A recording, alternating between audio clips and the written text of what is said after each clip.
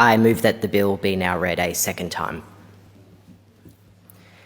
Victorian renters cannot continue to face unlimited rent rises. Our housing system is in crisis and renters are under extreme pressure to keep up with rising costs and to keep a roof over their head.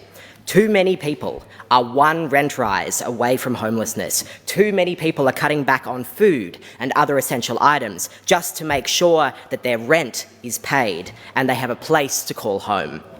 Every day, we hear from people about just how dire it is to rent in Victoria. 1 in 3 Victorians rent their homes, and so many of them have had awful experiences. The price of rent continues to rise, and the power imbalance between landlords and renters means that people are living in substandard homes because they are too scared to report crucial maintenance for fear of another rent rise or eviction for causing too much bother. Rents in Melbourne have gone up 18.2% in the last year, the biggest annual increase that we've had since the year 2000. These rises are unsustainable. Renters cannot continue to weather higher and higher rents each year. Something has to be done, and this bill is the circuit breaker. This housing crisis has been created by the choices of successive governments that prioritise a landlord's ever-increasing return on their investment over everyone's basic human right to a secure, affordable home. Today, this Parliament has another choice: to lift some of the stress and uncertainty for people who are facing unbearable housing stress by limiting rent increases. And this isn't some fringe Greens thought bubble to bring forward socialism. 60% of Australians support a freeze on rents, and 78% of Australians support rent control by way of either rent caps or a freeze. This is a reasonable and effective intervention that has been used before in our state and is currently being used elsewhere in Australia and around the world. During the pandemic, Victoria froze rents, which was a lifesaver for so many. In countries around the world, rent increases are limited and people have certainty. In 16 European countries, including Scotland, Germany, Denmark, currently have some form of rent control, whether a fixed rate tied to another index or based on a region-to-region formula. And right here in the ACT, a territory with a Greens Labor government, rent increases have been capped since 2019.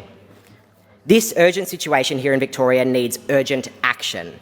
We cannot wait for more homes to be built to alleviate supply issues or to magically bring down rents. In fact, we currently have more dwellings per adult than at any other time in our history, and we are building at a faster rate than most other OECD countries, and yet affordability is at an all-time low.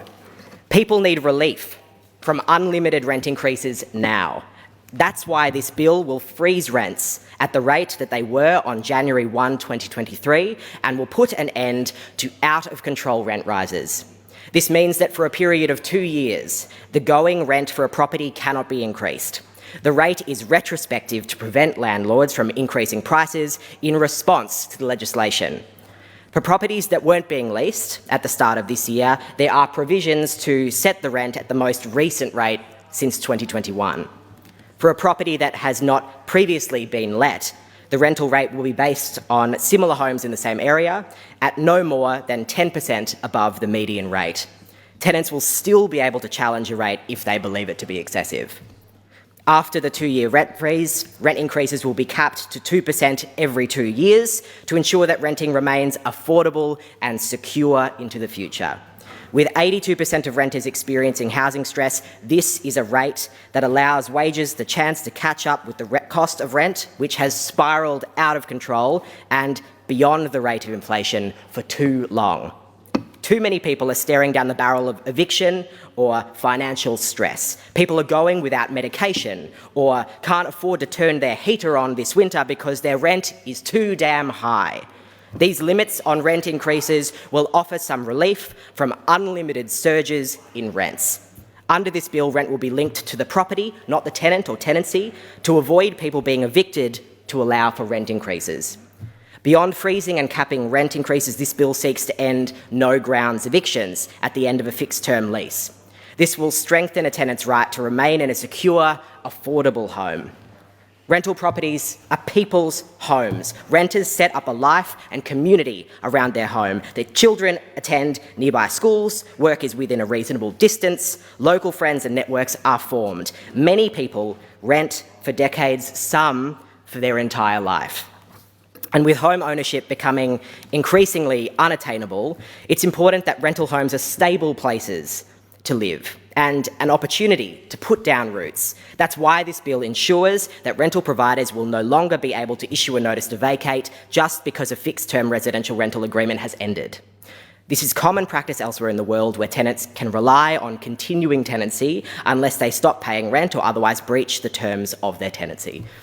Housing has been commodified. It is seen by many as an investment rather than a human right.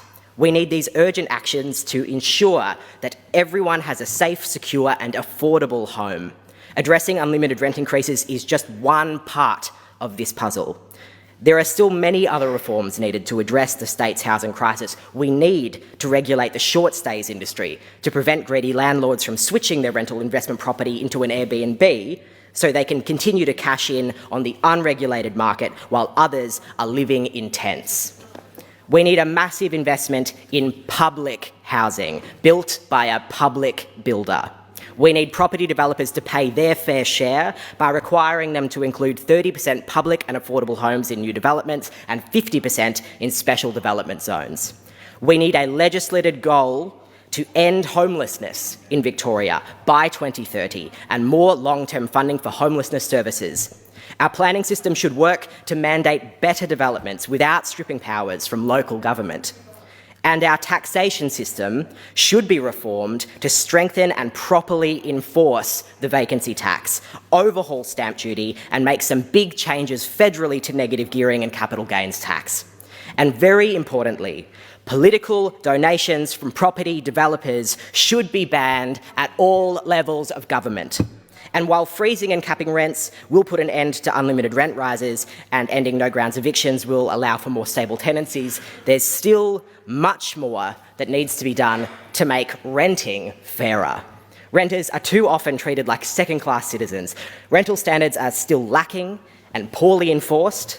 Cooling in homes should be mandatory. Renters cannot be expected to swelter through long, hot summers. We need to ensure that homes meet minimum energy efficiency standards with insulation and draft prevention. Renters shouldn't have to put up with substandard homes that are damp or mouldy, that have mushrooms growing in the bathroom or are infested with insects. Living in these conditions affects the health and well-being of Victorians, and the Victorian Labor government has turned a blind eye for too long. A rental property is a home, and people have a right to expect a safe and comfortable place to live in. It's time to take action. There's much to be done to make renting fair in Victoria, but the first and most important step is to stop unlimited rent increases. People cannot continue to wear hefty rent increases. The rising cost of living is impacting so many in the community. People are cutting back on all sorts of essential items and doing what they can to make sure that rent is paid and they have a home.